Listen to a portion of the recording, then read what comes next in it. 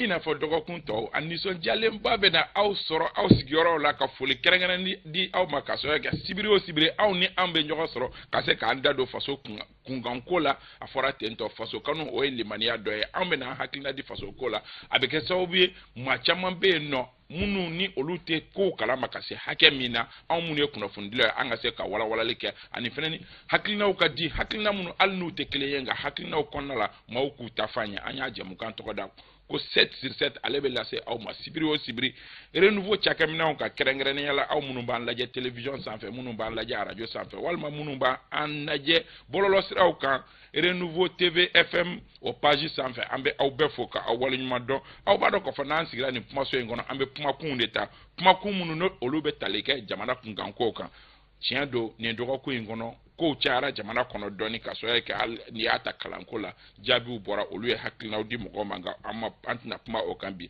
an bɛna kuma min kan bakuruba la o ye ka fɔ kalo in utukalo tile 18 san 2020 Ibrahim Bokar Keita ale ka fanga dafirila o don ni bi cɛ nin dɔgɔkun in kɔnɔ kɛrɛnkɛrɛnnenya la alamusadon o tun bɛ bɛn o san 2 cɔyi ma san 2 kimɛli kan ka kɛ san 2 IBK kɔfɛ mun kɛra mun ma kɛ mun kan ka kɛ an bɛna hakilina miiri kɛ o kan na an bɔra o la an ka jamana ɲɛmaaw olu y'u bolo ɲɛsin yɔrɔ min u yɛrɛ bolo ko tile bɔra yen nɔ ka sɔrɔ kɛ a bɛ wagati jan bɔ u tun bɛ k'a fɔ ko Faransi kelen do ka tasuma don an ka kow la ka a ko yuguyugu ka ɲɛsin an ma u yɛrɛ ye jalaki bin Faransi kan min ye diɲɛ tɔnba o ɲɛkɔrɔ k'a fɔ ko Faransi ye ko dɔw kɛ an bɛna hakilina miiri kɛ o kan nka yanni o cɛ an bɛ dakuru ɲɛ kelen fɔ jamana ɲɛmɔgɔw ye lahalayaba min ta décision ba min ta k'a fɔ ko min ye shisha ye ko o mini ko o kɔnnen don a feereli kɔnnen don ka na n'a y'an ka jamana kɔnɔ a kɔnnen don an bɛna hakilina miiri kɛ ninnu bɛɛ lajɛlen kan kabi jɛmukan daminɛ na maa welelenw sɔgɔmada in na Malik Konate ka bɔ Hɔrɔn TV la Malik i ni ɲankuma. Mais solo fo le ministre des Affaires étrangères ka Mamadou Kane fo ka Bassaro Mene fo bon 7 sur 7 ka ministre des Affaires étrangères donc iga baraño tobe jo bindu na fo ka tase fo Togo ma ka malien bela jelen fo be fo on fa Mali ko na Mali ko fe ka do nga chedo ye alaka u la kishi ka bo jugu toroma munu fatoro ka do ku alaka hinola munu be ku jugu no fina be do ku alaka lafia bo dadu amina ya rabbi sori Ibrahim Diallo ini nyangma kaba an bɛ fo ko débatteurs ka foli kɛ u bɛɛ lajɛlen minnu sira kɛnɛ kɔnɔ minnu bɛ ka lamɛnni kɛ minnu bɛ ka filɛli kɛ Mali kɔnɔ Mali kɔ kan k'u bɛɛ lajɛlen fo u ka ladiriya la jamana ka dɔw ka ye jamana marabagaw Ala ka ta fanga d'u ma danaya min n'a dara u ka fasodenw fɛ Ala ka danaya in timɛ an bɛna baro minnu kɛ Ala ka don tulo kɔnɔ di la a faamuyali ko ɲuman Ala ka di an bɛɛ lajɛlen ma. Bassaro Aidara ka bɔ Amapula Bassaro ni ɲankuma. Isa ni sɔgɔma k'i fo ka borogɛɲɔgɔn fo kɛnɛ kan ka techniciens bɛɛ lajɛlen fo foli belebeleba o bɛ an lamɛnbagaw ni an filɛbagaw yɔrɔ ka u fo ka timinanja la n'u ka émission kanu k'u fo o la Isa o kɔ an bɛ dugawu kɛ hali bi Ala ka jamana Ala ka kisi k'a ye Ala ka basigi Ala k'o don jamana kɔnɔ an ma ni tora la Ala ka badabada dali nɔgɔya amina ya rabbi Mamadou Kane ka bɔ radio Kiledu la Mamadou ni sɔgɔma sami fo foli diyara n ye n bɛ n tɔɲɔgɔn bɛɛ lajɛlen fo ka régie mɔgɔw fo ka lajɛbaga ni lamɛnbaga bɛɛ lajɛlen fo an bɛ dugawu kɛ Ala ka segin Ala ka wuli hɛrɛ la amina ya rabbi an b'a babu daminɛ ni min ye o bɛ tali kɛ jamana ɲɛmaaw gouvernement ministre so 6 olu farala ɲɔgɔn kan ka hakilina miiri kɛ hakilina miiri min n'a ye tali kɛ fɛn dɔ kan fɛn min ni a bɛ an ka jamana kɔnɔ a bɛ wagati damadɔ a bɛ ɲini ka san 5 ɲɔgɔnna bɔ a bɛ fɔ a ma ko shisha c'est peut-être que mɔgɔkɔrɔbaw t'a dɔn mais sifilaka caman b'a dɔn ayiwa jateminɛw y'a yira k'a fɔ ko a kɔlɔlɔ ka bon kosɛbɛ jamana ɲɛmaaw kɔni ye arrêté dɔ ta arrêté min ni o bɛ a kɔn ka na n'a ye an ka jamana kɔnɔ ka a tila mɔgɔw ni ɲɔgɔn cɛ an ka jamana kɔnɔ k'a feere ani ka a mi yɛrɛ ko o kɔnna Bassaro an b'a daminɛ e la tour de table kelen hakilina jumɛn bɛ e la shisha ko non Isa ne bolo ni ye sariya ɲuman ye ko ɲɛnama don ka da kan n'i kɛra marabaga ye ka daminɛ dutigi la ka taa se fo jamana ɲɛmɔgɔ la laɲini kelen dɔrɔn de bɛ k'i bolo o ye i ka dudenw fo ka taa se ka jamanadenw olu ka kɛnɛya o sabati cogo ɲuman je crois que i bɛ jɔrɔ ni o de ye fɛn o fɛn n'i y'a ye i ka duden denmisɛnnin na ko min tɛ a ka taa ɲɛ min tɛ o lawaleya min bɛ se ka gɛlɛya dɔ la ka sini sigi la isa i bɛ baara kɛ walasa k'o kɔn ka bɔ yen o bɛ cogo min jamana mara fɛnɛ b'o cogo la sisa ye fɛn don fɛn min ni a mini bi i b'a ye k'a ka di sifinnakaw ye kosɛbɛ an yɛrɛ sifin ye c'est vrai mais a ka di denmisɛnninw kosɛbɛ fo ka taa se mɔgɔkɔrɔba dɔw ma parce que i bɛ mɔgɔ dɔw sɔrɔ depuis le 40 45 50 ans u sigilen bɛ u ka barodaw la comment on appelle marché jɔyɔrɔw la carré kɔnɔnaw la boutiques la u bɛ sisaw min sans tenir compte souvent k'a fɔ ko u ka atmosphère bɛ u kɛrɛfɛ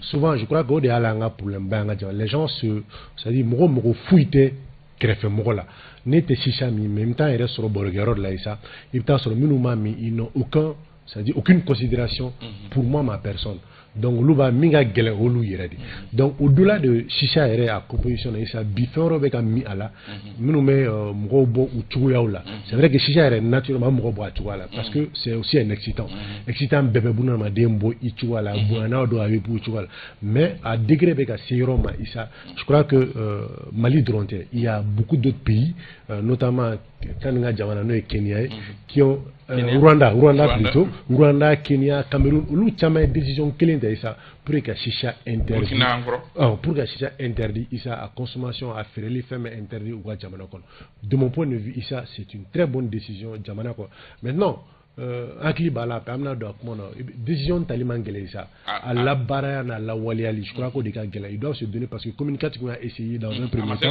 a ma se ka marcher parce que les mesures d'accompagnement n'o ye restriction ni contrôle ni fɛn olu ma se ka lawaleya donc l'état se donne les moyens cette fois-ci k'a kɛ je crois min y'o fɔ sa diɲɛ baara o baara décision a bonyana a dɔgɔyara sa gɛlɛya b'a la a bɛ degun lase dɔ ma o ye wajibi ye mais hɛrɛ jama ka hɛrɛ je crois que ça o ka bon ni mɔgɔ kelen ka sɔrɔ baaraw ye Mamadou a aspect économique an b'a dɔn k'a fɔ bi na fɛn kun ye niveau dɔ atteint surtout an bɛ ka jeunesse min fɔ i bɛ a boutiquininw ni a sisa minan feere yɔrɔ olu kun ye société yɛrɛ atteint ka se niveau dɔ ma bi n'i ko ka girin kan o de kama hali 6 mois ko kuma fɔra est-ce que kɛcogo wɛrɛ tun t'a la hali n'o y'a sɔrɔ Basaro ye min fɔ a man ɲi est-ce que kɛcogo wɛrɛ tun t'a la min tɛ nin bon isa ɲininkali diyara an ye ça dans un pays ni jamana mara kalifali la et puis wakati dɔ la bɛ décision gɛlɛnw ta n'o bɛ ta i tɛ sentiment lajɛ sinon baara tɛ kɛ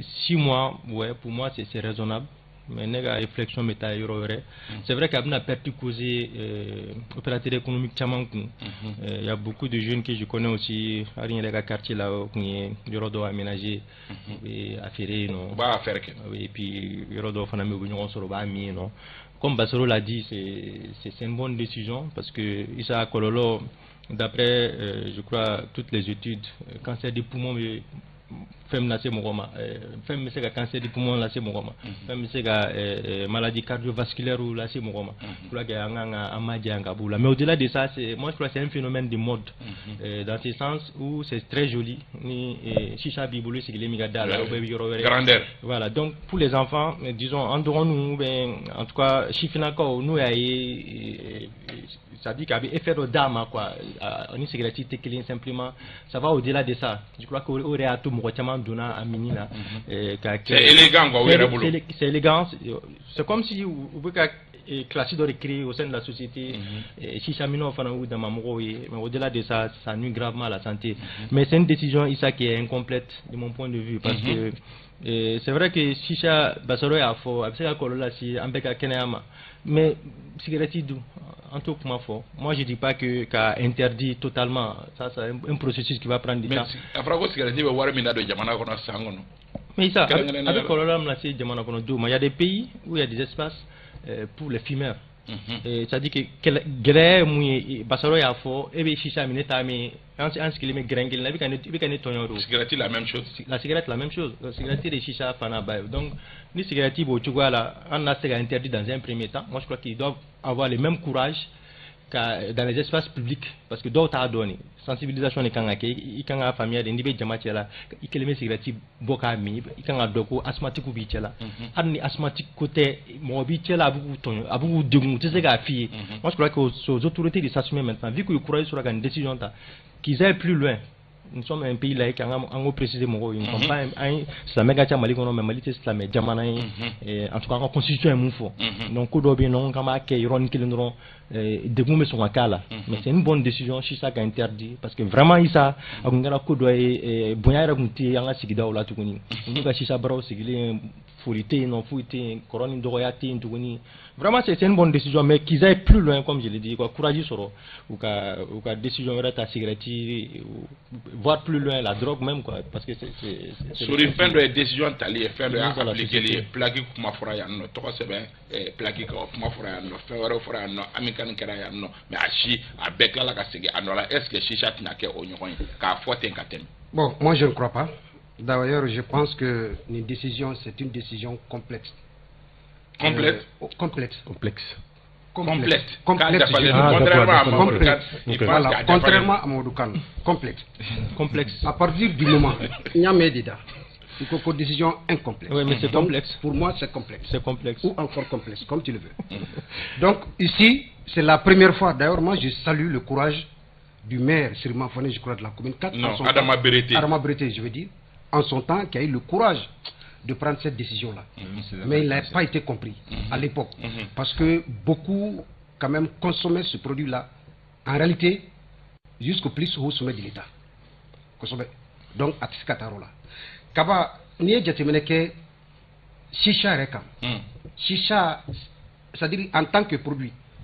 Au Tebashi, à ni fin d'eau de mélanger. Mais est-ce que Bebo Kersori Kaba, chicha temi, je vais te dire. Non, est-ce que mon côté amalgame non, mais fin d'eau fina, chicha là. Chicha temi, ni tabamel tala. Chicha temi ni mélange tala, chicha temi ni charbon tala, chicha temi. Mais au lutte drogue. Non, kaba, ni gel tala, ni à cause à femme nous be, ani femme nous be mélanger kami. Oui, ni femme dit. Mais ni déplorer là, on est mon nous 20 que à kaba à temi nous, chicha temi tabamelko.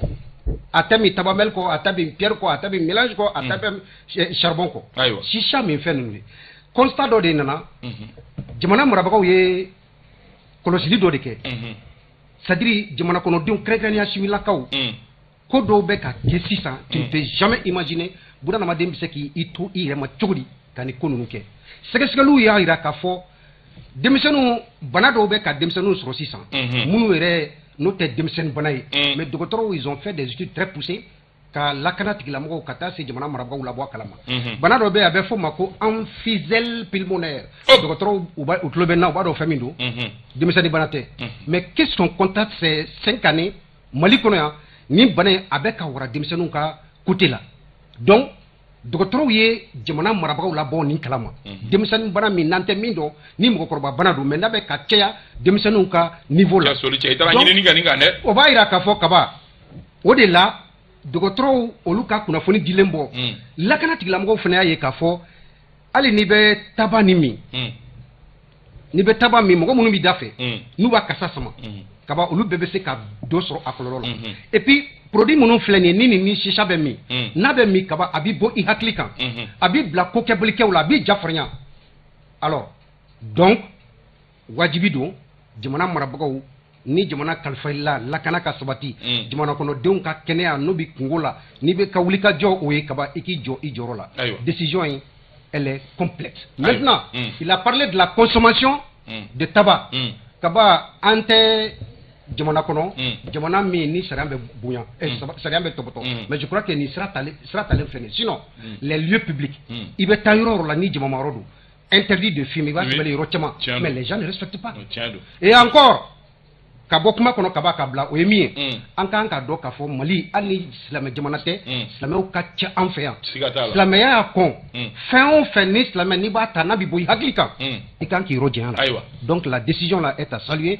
et je crois qu'ils doivent aller beaucoup plus loin parce que taa dabanani na échangeur kɔrɔ la kaba i bɛ taa drogue dalen tabali kan i bɛ mɔrɔfa de dalen tabali kan échangeur kɔrɔ dabanani na taa autogare la taa sugunikura la i bɛ c'est-à-dire à ciel ouvert i bɛ nin ɲamini fɛnw ye ka feere mais jamana marabagaw jan t'olu la wa donc o yɔrɔ de la majɛ bɛ décision kono voilà Malik shisha ferla we mi kuba fo ko o ye ka fo a décision tuna oluka ou peut se ko lula somi do were be ko lu ko oluka ngelo ka commande ba o ke munu ben nale abina ke tugo di gouvernement du 6 mois de au 6 mois décision fo lenko mumina ke est-ce que consommateur ou na continuer ka consommer ou bien nous beta ou ta oflide kaba kuma ka gelen sur kuma le ko fait je crois que ira photo man sur recherche chamake ay chamake ni gelen c'est pour ça ngo ministre des affaires étrangères do kaba iwa kalama jamana ka sirinya sigi be a funangen na ko loblo bien vrai kan ye kuma mun fo no sigar ko ta fa felay mais folo cigarette la ita soro mamba mi makorobaw do ita soro sambi saban ko mais ita soro fena alnia so ba mi wudogo kami ita soro fena do fena be ba mini yere la nu ka makoroba do be fere cigarette tasuma bu tege jeni me bu tege kuraka pour que mo kana sekai mais shisha nana ka se ko bele ma kra beka bebe cigarette mi na fo so ya photo comme na do re ba mélanger me kala so re munu for sa ultinte ol cité cigarette la charbon be le charbon re munda mo gore ko na ka flo shishire munda mo ko na c'est pas petit. C'est trop. Donc, Kaye, Kafoko, il y a des décisions taoula, aux décisions qui accompagnent, au contraire même, c'est-à-dire les parents d'enfants, c'est-à-dire les kanka, des massa au cassé, Gorma, Donon Kola. C'est vrai, il y a des gens qui ont gagné à la C. A faire barouma parce que faut ma fouille maintenant problème on fait fait non il va kafo amé décision ta après am sur kasi kala dia abela betchodi o fait problème fait banga gouvernement kuma amba ese ka décision ta na faut e play quota photo comme là play tara ça compte toujours zéro parce que là où faut ma décision faut ma kabola katana ni wala donc je pense que aujourd'hui muntu nga ke nere tumbolo yan décision kan mais muntu nga ke d'abord tu me sais ka si ça faire là munu wala si ça club mais entreprise sigile ko recenser ko identifier Kairon que nous muni be seka ke tout na be seka émerger ka bon secteur la kata secteur wala la donc au planification bega au foro belatike comme ça au betala ni fere gela tara fan wala ke miningla o te mininga au badabla au jagwa donc nous fere tumbe no o fere bela jelen ko fe parce que bibi na ibe muni la ko si ça fere la no bega fo ka fara kalo woro dira donc kalo woro dira fere gela o ma okora kalo woro dira miningla o fene ma c'est pour le fo do ya fo tadi l'autre jour à kunwa kuna shindo quelqu'un me disait que olu tara skeleto la shila ko pour suturu ne kata nous le pour ça parce que mais kalo woro dira fere gela o ma ka fara ka interdit la moi je dis que maintenant interdit la kalo woro dira ko nous ga fere nous na fere jagwa fere miningla o ba mi donc je pense que oro la fene ko jate mina ko fo for de lor mogo yi a minima 6 mois de bébé 6 mois de bébé pour est-ce que ok kama minali ya fo ka fo ko 6 mois dile ferekela o de ma o ga munge a fereke ka sabu mu bulo ko ba a même temps kana kuma ni waraka o 6 mois mu bulo ka ko dégager non angani ro maintenant même ka mu fo no 6 mois dire e ferekela ma ke ka se ka ke mu be bulo ka se ko dégager i kana fait on reste en cola do 6 mois mais e ba dégager to consommateur o de ne ba fere de ma de ba mieux maintenant e ta mi si ça na interdit ke kana mi ne ba fere to ko di 6 mois di ku ne ma na fa du même bala je pense que oro la kan ko oro fene la je to comme na bi se ka avancer parce que nous anya ko soit ka fo ka bela jile interdit la fere liwo sani ou kadon ani 6 mois bébé bolo 6 mois bébé bolo 6 mois pour faire ni 6 mois na rentrer en vigueur maintenant ni mi be qui yere fa chiga la qui yere fa ya di cheba mu fene fongo tourne au frère du même misala ni soula l'autre jour peut-être que chaman trasugo na tayinga ya quelqu'un qui a dit qu'il a mis plus de 400 millions de francs CFA oui kana ni chicha ka stock ba ben plus de 400 millions de francs CFA maintenant je crois que au do la yala o biseka ba la 6 mois kono wa tiseka ba la 6 mois ko état biseka mesure d'accompagnement du ke ka seka tira mo accompagne alnia so avec ça ke mais ka tira mo ko dema c'est un bon secteur là kata secteur wore là sinon quand même là la décision elle est bonne parce que ni ma nyako bibi na kadana demsen santan saba faut ka tasi san bébé si jamais ibi se sam mo ma oro kaba ibi ta so karamadi abana oro no décision tara so ka décision nga accompagner quoi basaro kana ma organ kana la so anga so ka tasi pour aller rapidement isa mali jamana mi en fait la complexité ka bon ko jugo mal la beta fi ko ni so in ka nga ci parce que jamana ka sirab na bo phénomène na bo sirab ça malais mettant investi au de la Kosebe en attendant ce cas pour que ça soit valorisé en espérant que dommage nous met ça il faut y Mali de la pratiquement sous kurabaka mais atigi ba jokanye kuna tira ko dédommagement mais bounya en fait il faut qu'on sorte de ça état a pris une décision compte rendu Kavoko à Karakuma. Non, je comprends. Issa Kavoko, il fallait faire Kabaradoke en amont, il y a une décision. Pour moi, Issa, ce n'est pas de la responsabilité de l'État. L'État doit s'assumer. Il y a une décision minta. Kachicha internet boulot les 6 mois au Djana et Issa. Décision le mettre dans l'immédiat. Il y a un don plateau. Moi, je vais du jour au lendemain. C'est vrai que 3 mois, il faut nous ça. Mais on ne doit pas se dire que. Mais 6 mois, il dirait au cas où non, Issa. Minigero dans des Kenemanayo. Minikero dante exactement. Non, ce qu'on a dronté, baroubé, bar de chicha ou mais sauf que moi j'ai entendu qu'à le bar fouille ça. Comme il chicha drone même yaro ni chicha te faut être kakono. Mo be chicha mi feno de no fait. No e jume ba so tra dominicain là. Au bout de dominicain là, on va que tra dongero là, au bout de dona. Ne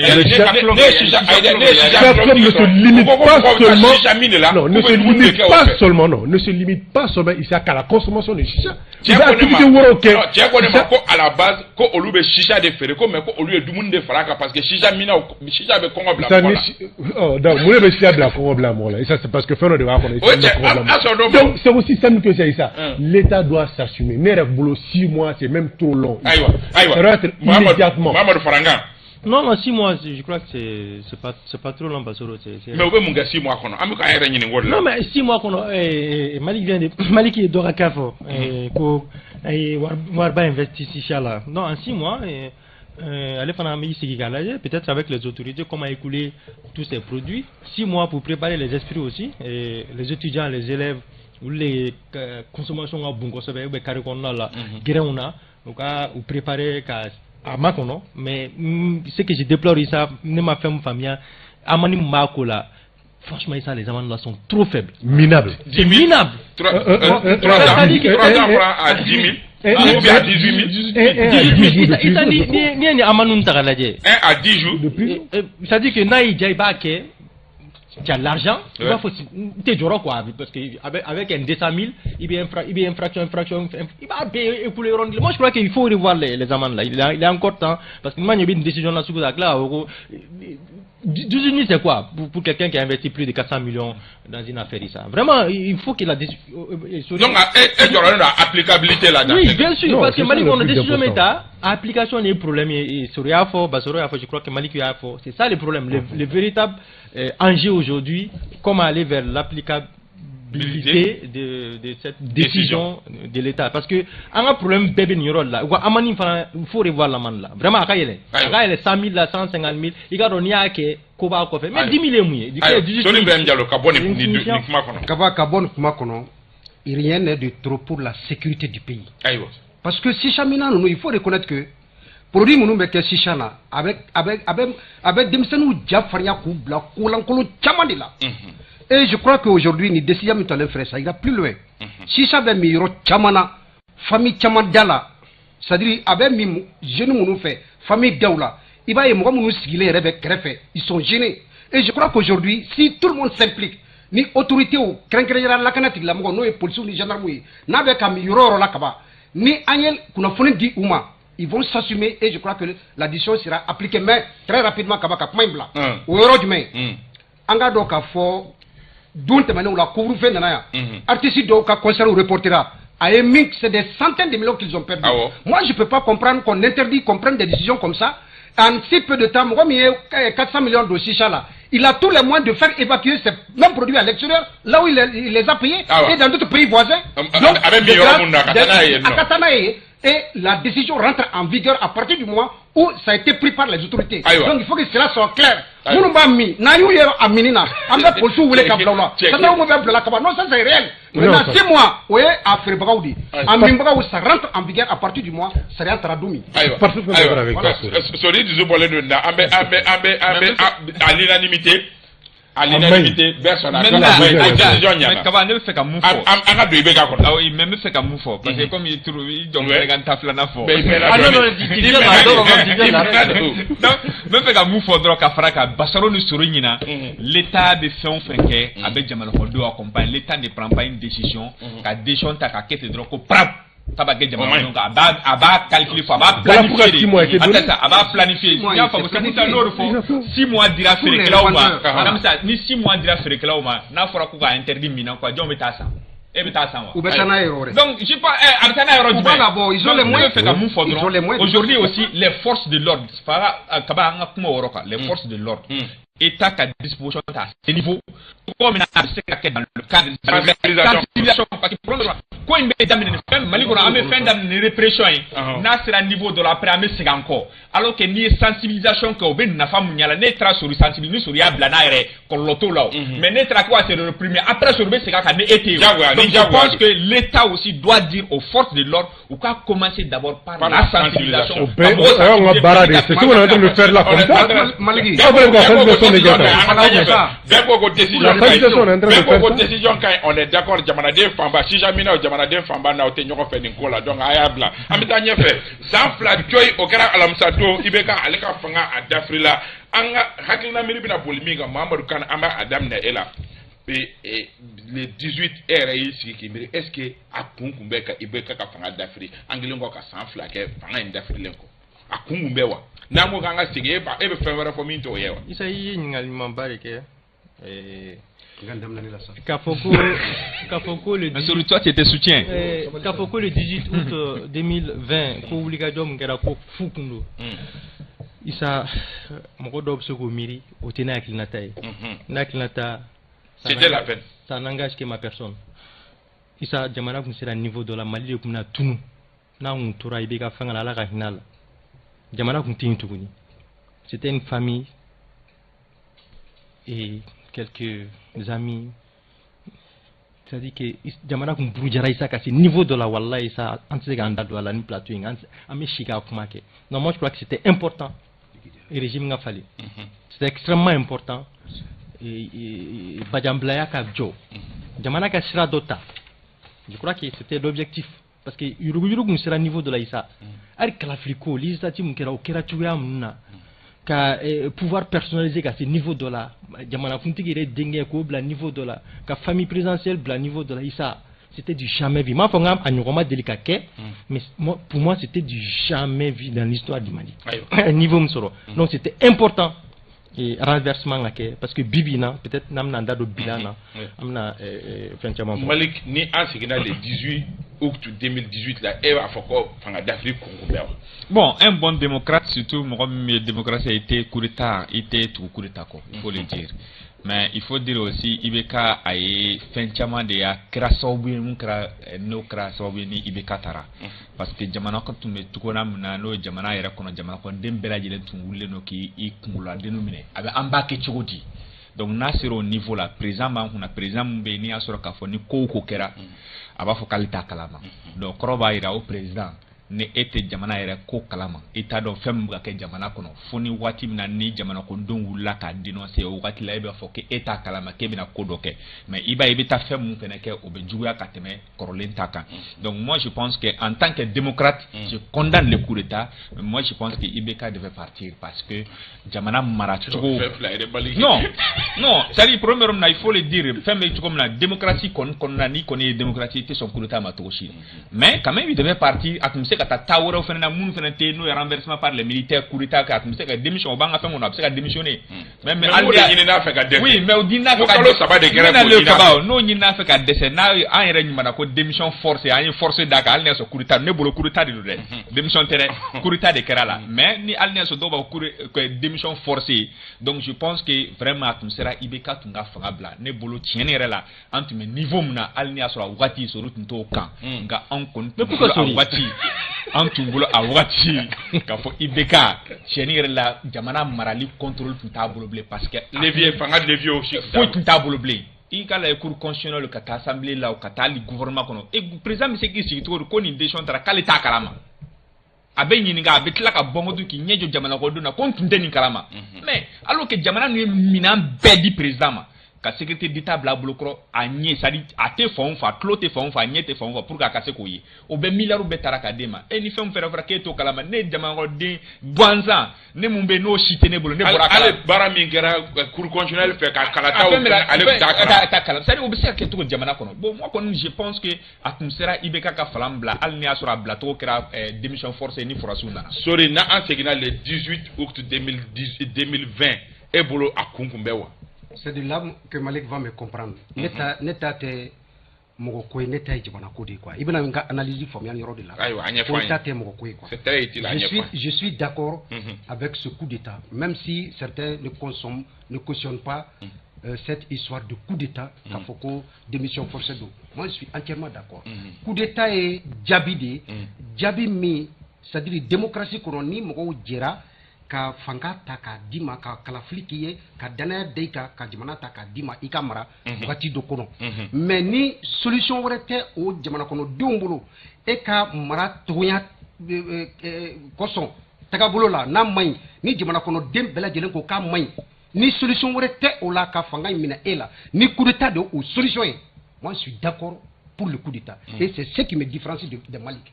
Justement, il va comprendre que bien vrai que moi je soutenais le régime de Ibeka, j'étais loin de Ibeka. Ce coup d'état, je l'ai cautionné parce que n'était pas Manakodi. Kaba, à l'époque, le 5 avril, je me rappelle très bien, boulevard la net menadjeni. Au Savabou Keramier, Kaba, au 5 juin, au Savabou Keramier, Kaba. Jamana kono denw y'a ye k'a fɔ i b'a ye dugu de bɛ ka ci dugukunturu kanw de bɛ ka ci an ka ministre min yɛrɛ bɛ yen n'a ka lakana n'a ka baara bɛnnen bɛ jamana lakana ma n'o ye général de division Ibrahim Dairou Dambélé a welela assemblée la mais kaba gɛlɛya fɛn fɛn bɛ yen minɛnko la a da sera bɛɛ lajɛlen ma a ye laɲini kɛ minɛnw ma moyen ma se k'a di a ma hali ni moyen dira ma jɛ don donc ni jamana tɛna to o degun kɔnɔ wajibi don lakana tigilamɔgɔw n'o ye sɔrɔsiw ye u k'u jɔ u jɔyɔrɔ la i bɛ ka min n'a taara ka danaya da kan d'ailleurs pour la première fois maliyɛnw ka bɔ maa kɛmɛ o kɛmɛ 70 ni 70 n'a kunkanfɛn ka taa se 60 ni a kunkanfɛn na c'est la première fois mɔgɔ ka élu Mali kɔnɔ o b'a yira a kun fɛlen don mais ni mara tiɲɛna bolo n'a minɛcogo wɛrɛ t'a la coup d'état de n'o y'a solution ye kaba o de bɛ kɛ o de kɛra fɛnɛ et aujourd'hui je crois que le résultat est là bɛɛ b'a dɔn bi. Après 10 ans, analyser les coffres, est-ce que c'était la peine? Ça, à ma fongo, en fait, c'est à éviter. Mais éviter, ni Ibeka à la Rahinala. Il avait été courageux. Kaban, Kata, deuxième mandat, en fait. Dépôt Euro. Depuis 2018. Depuis 2018, c'est ça. Ni Ibeka Moussona, comme mandat Kelenke, je crois que, en Euro, je suppose, parce que Mogochite Chinidon. Son ami François Hollande. Mogochite Chinidon. Mais je crois qu'en même transition, on pouvait éviter cela. Parce que en 2020 déjà, Kourité Mege période mina, Mundiato a Seraroma Moroba la démission Yerema. Il veut garder la démission. Parce que nous avons une constitution appliquée à Ouati. Même le président de l'Assemblée nationale qui avait été élu posait un problème. Oui. Donc voilà pourquoi la seule solution ou l'alternative minimum sera là ou de couiller qu'à bel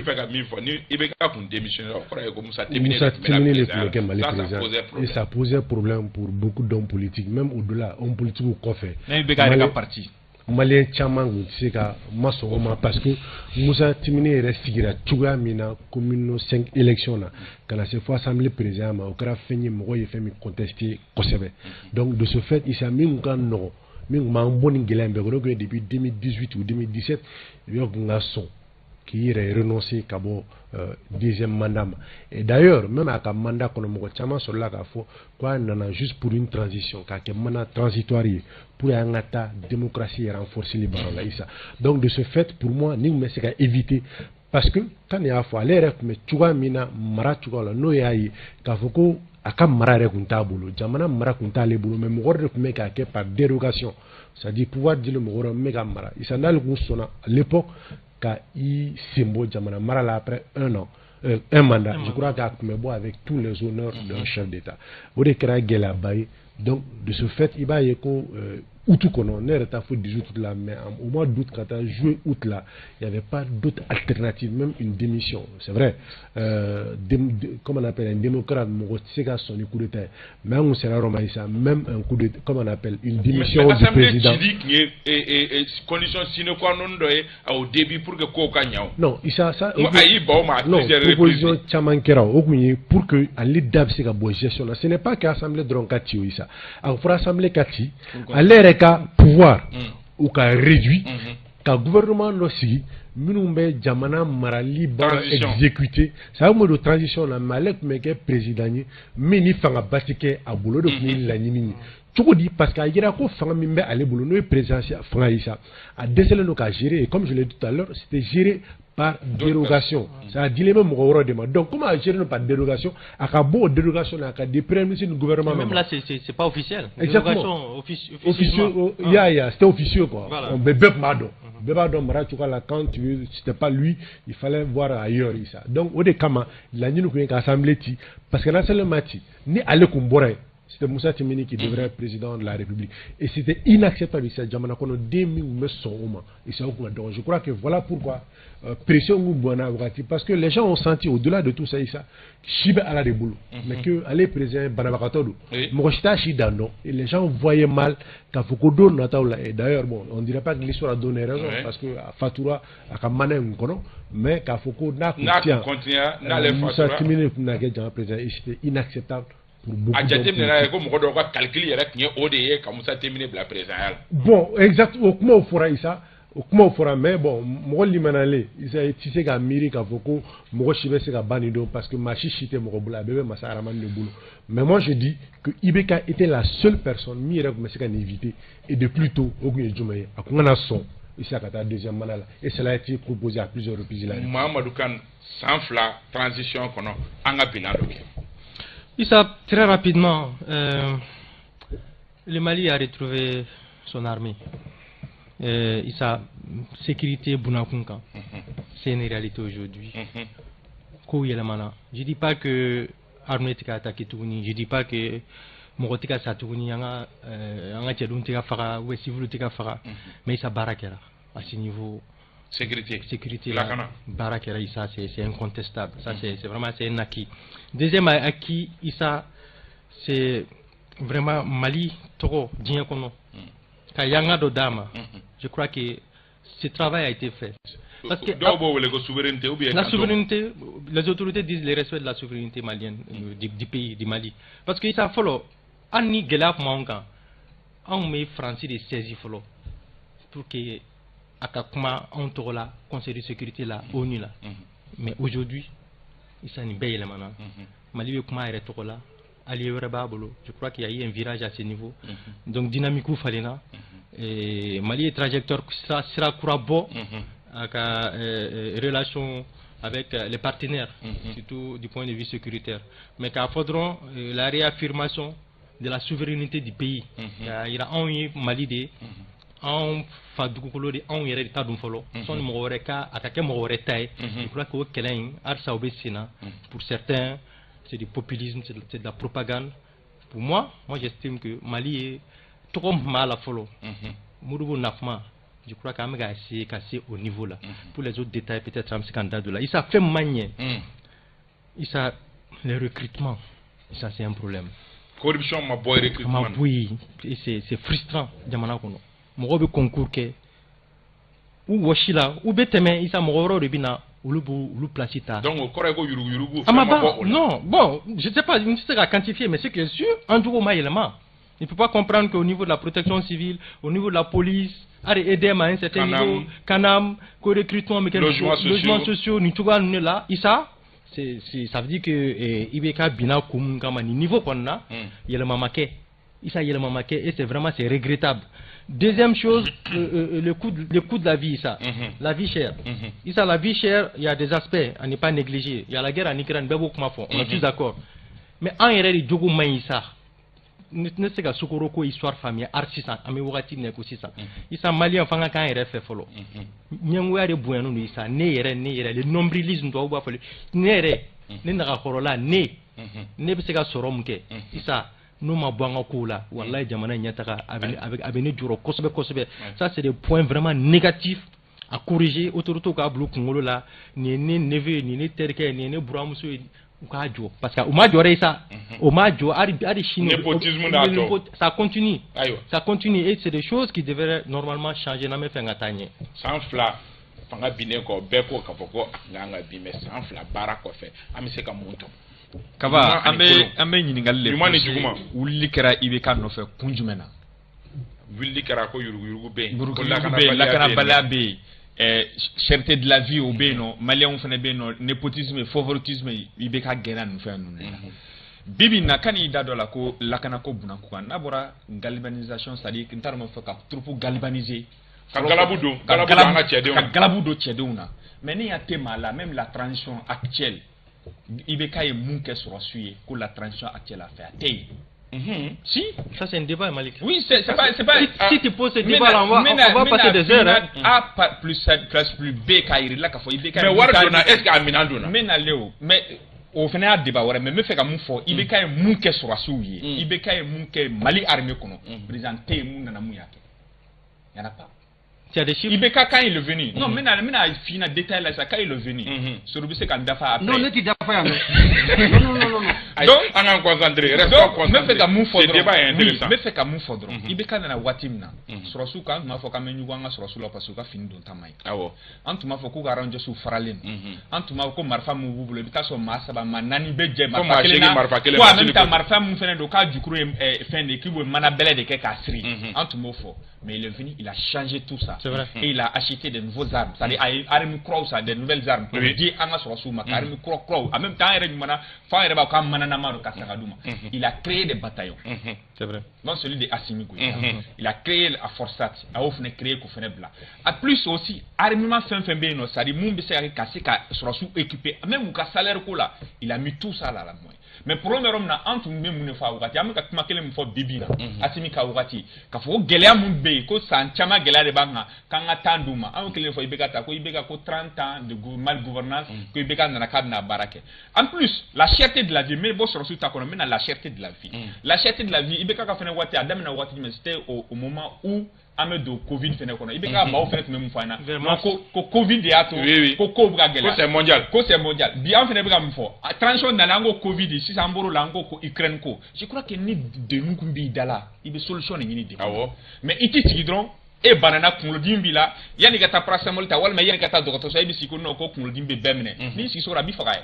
Donc moi je pense qu'aujourd'hui, Ibeka Genamuna, on doit s'attaquer à ça. On ne doit pas s'attendre tout simplement à dire que ni bien fait, ni bien fait. Oui, donc satisfaction Masoro. Satisfaction Masoro. Maintenant, ne fait qu'à Yorokelem Fodron, Yorokelem Beni satisfaction, oui, ne be mfo ka Garabu Kenya douanga sur sou. En même temps, follow Ibeta sur un sur sou, mais défensif de là. Ni bimina kuire la kana c'est-à-dire kuire makara mais bibina on be tade kata jugu kama ko tukele donc am sika fo garab kana ani fene be fe ka rom fene ko sayna avion munu nana o avion mun fene nana ibaye ka fote menu fene tala o lu fene masiko ko moyen fene dianga sur suma mais quand même o sera ka kanga sur su e to ko ko avion ga kana al ni aso dogo ko avion mais de toutes les façons anyona ko danga sur su na anyona tanga sur su ama fo ko fene tare donc am sika rom fo oro maintenant ka bokuma na rom na ibe ka wati comme sur ya fa ko de ko ça n'a jamais été fait pour un président jamana ko defan bi wolon vlani ko ka tu président ko ama délégué kew mo ko tumbe be ka fa choko na utise ka ka timi fete hu na wati ama niveau so asima niveau so parce que mo ya concrétiser ka ka kala ta era wati ni tukuma misala ka 2013 la ike kafri de ikmana era premier mutu me fo mai bo do na ko do ko ibe ka no ko madanga ay cheble nga mo ko de parce que ko cheble mbora wagadugu négociation ko de cheble mbora la do ko outman qualifié directement anti jamana ko c'est-à-dire anti era di mais donc je pense qu'aujourd'hui, peut-être que Malien bété de nature, c'est comme Badaou dans la Watimna, Kadi Malien.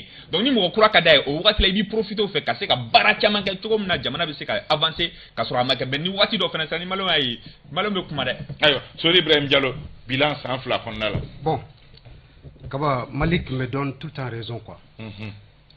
Dasira Ibeka Kamina Soma, Watiula.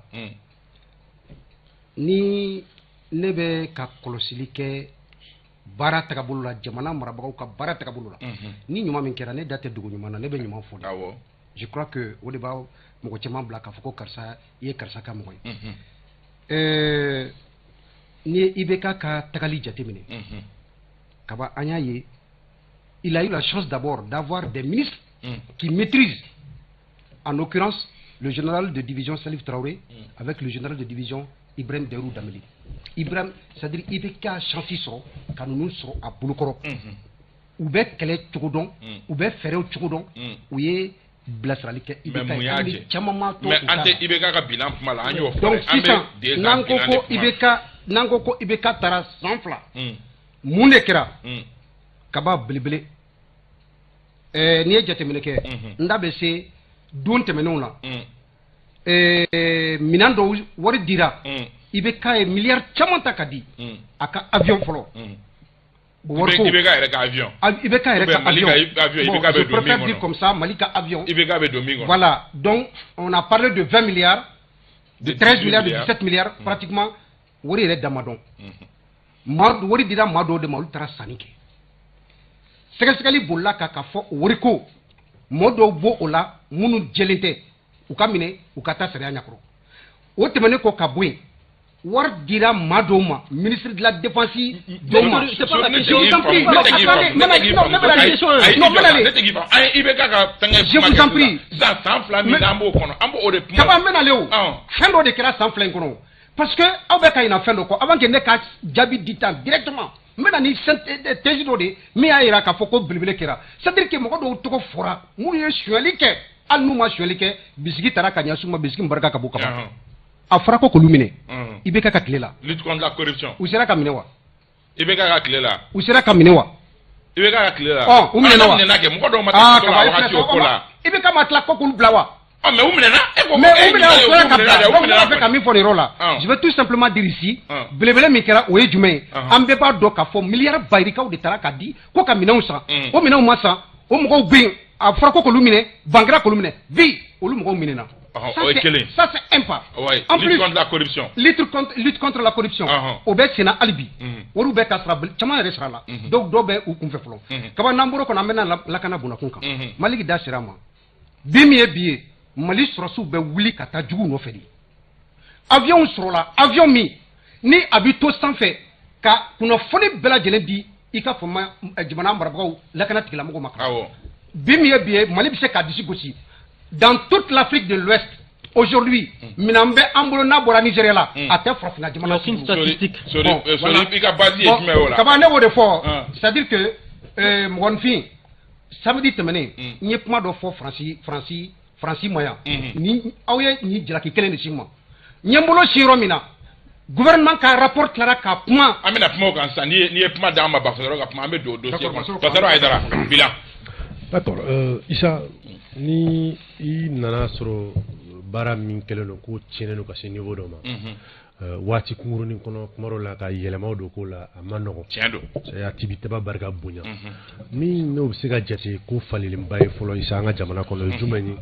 o ye la reprise de la confiance danaya jamana kɔnɔdenw ni jamana mara ni ɲɔgɔn cɛ danaya barika bonyana kosɛbɛ bi an bɛ don min na komi bi sa Mali finitigilaka ka taa i nin di jamana ka jamana ye bi bɛna c'est une sorte de fierté or fɔlɔ finitigi tun bɛ boli de a nin kana to a da fɛ parce que pour ne pas dire manamana ko kun don mais a tun bɛ boli a ɲɛ de mais bi il affronte la mort pour sa patrie donc je crois que u bɛ sɔrɔ jumɛn de fɛ sa u bɛ sɔrɔ ɲɛmɔgɔ minnu bɛ kɔfɛ ni olu b'a dɔn ko ɲɛmɔgɔ bɛ k'u seko bɛɛ kɛ u ye Isa ils n'ont pas peur d'aller au charbon c'est-à-dire pour que bɛɛ b'i se kɛ o cogo la je crois que o ye fɛn belebeleba ye min ni o falenna 18 août ni bi cɛ c'est la reprise de la confiance notamment finitigilakaw même au-delà jamana kɔnɔden fanba caman bɛ bi Isa bi ils ont repris confiance à leur état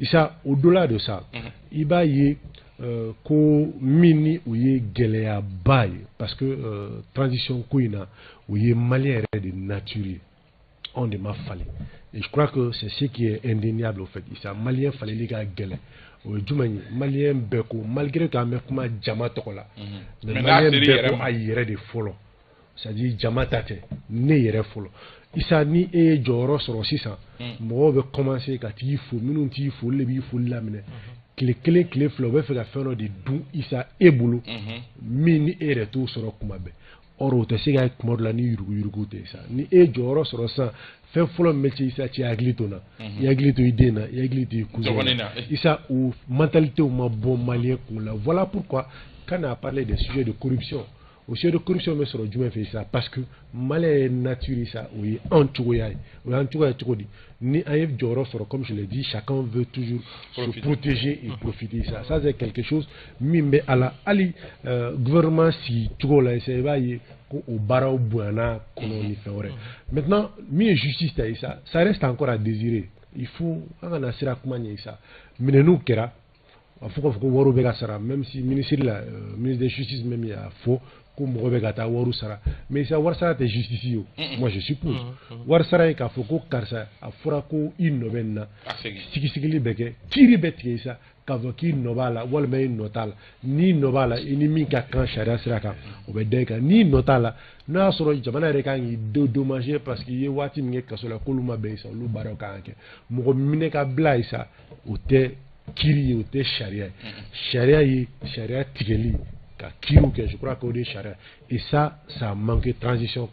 On a souvent l'impression qu'on est dans des coups d'éclat, souvent ni fait. Ici, au-delà de ça, le partenaire international a changé de volet. Il faut le dire. Aujourd'hui, bon, on va parler de souveraineté. En souveraineté, comment on voit ça beaucoup parce que on parle. Le Mali s'exprime sur la scène internationale. Et c'est quelque chose qui nous a souvent manqué. Il faut aussi le dire au besoin de transition. Aïwa, amitanya fe anga pour la labambe taliga minga oye toko ko ngono jamana nyama o ya ira ka foko uye Nations Unies mo sezi ka Kenya ni jalaki muno abe talike te sit koka Mali Konate tour de table kelende. OK, bon kaba ne be fe ka mun fo pour que kasika ndado na yoro la ni ya jate mine kalaje ibeka ka fangala mauma be bibina na mbe ka kulena fenfe abekele me ibeka ka fangala. Le ministre des Affaires étrangères actuel, il était le ministre des Affaires étrangères du BK. Le premier ministre actuel, il était le porte-parole du BK. Assimi Goïta, le président de la transition, il était le chef du bataillon de force spéciale de lutte contre le ministre de la Défense, il était le chef d'état-major de la garde nationale. C'est-à-dire, ni bête mais Ibeka Kabolo. C'est pour cela que nous le faisons. Tout est déjà en place. Il a mis tout cela en place. Mais peut-être que Baraka, Barala, tout le monde maintenant, moi, Francini Malitaï. Je crois que Akera, Nafo, chien et chat. Mais Akera, moi, il t'aime faire un petit fait.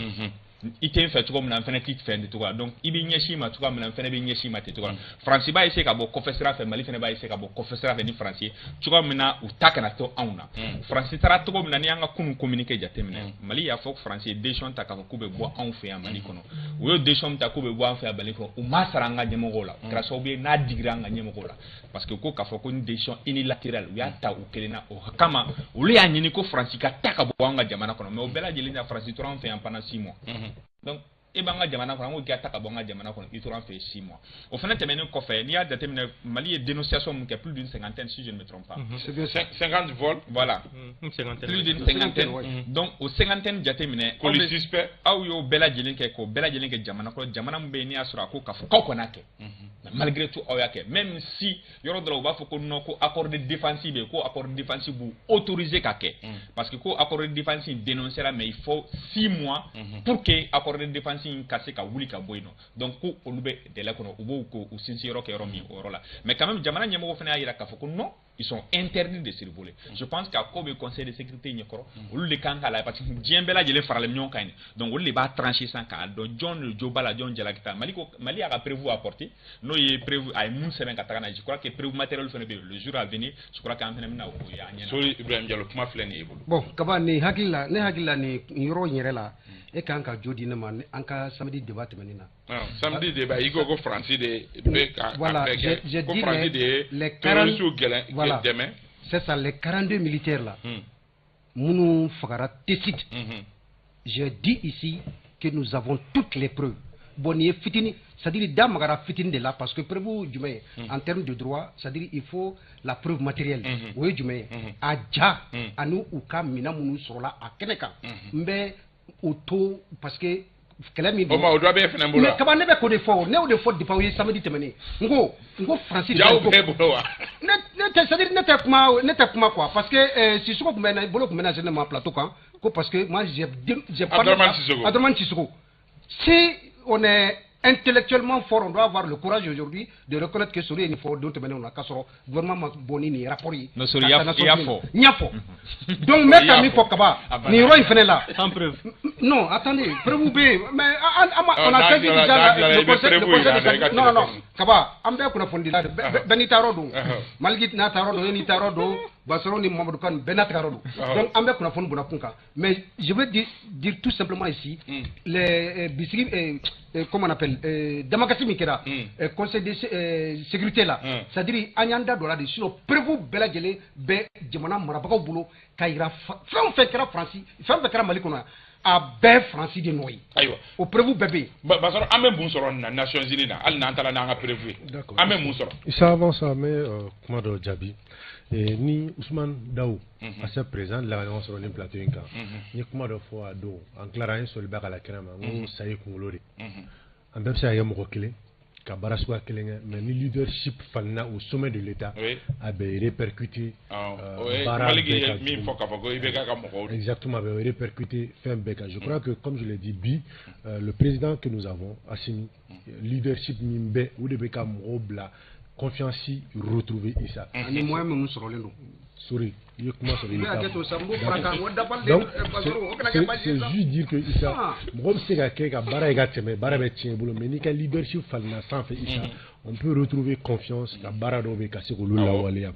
Issa min y'a ni Faransi cɛ moi je dis que Issa a ma ban c'est très dangereux mais kɛlɛ ma ban fɔlɔ a ma ban dans le sens où Faransi ka communiqué min kɛra sa n'u y'u ka dernier contingent ka bɔli communiqué communiqué phrase laban o ye jumɛn de fɔ ko la lutte contre dans le Sahel contre le terrorisme que cela va continuer par la France Sahel bɛ da yɔrɔ jumɛn fɛ Issa Sahel même c'est le Mali Sahel yɔrɔ jumɛn donc ça veut dire que malgré cette protestation Issa la France je crains ne puisse continuer Issa qu'à opérer sur le territoire malien sans autorisation Kassoro Baraomake.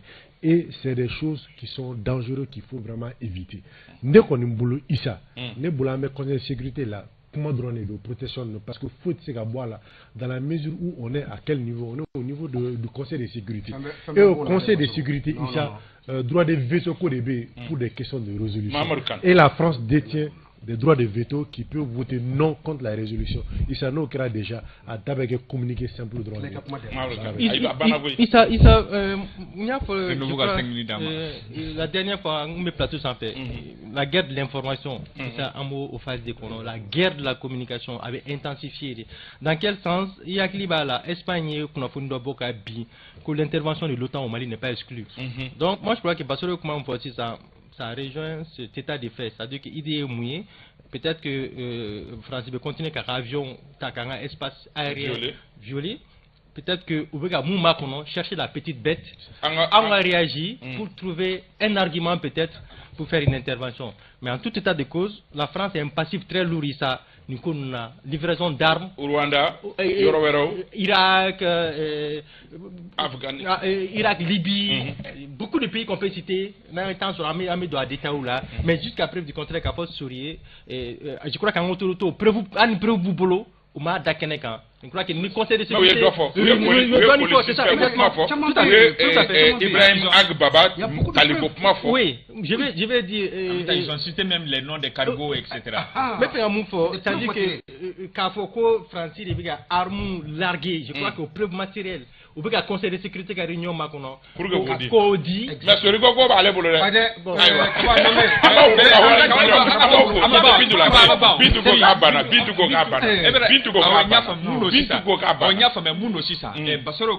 oui, c'est vrai, le Conseil de sécurité a résolu ça. Mais Mali, c'est un État souverain.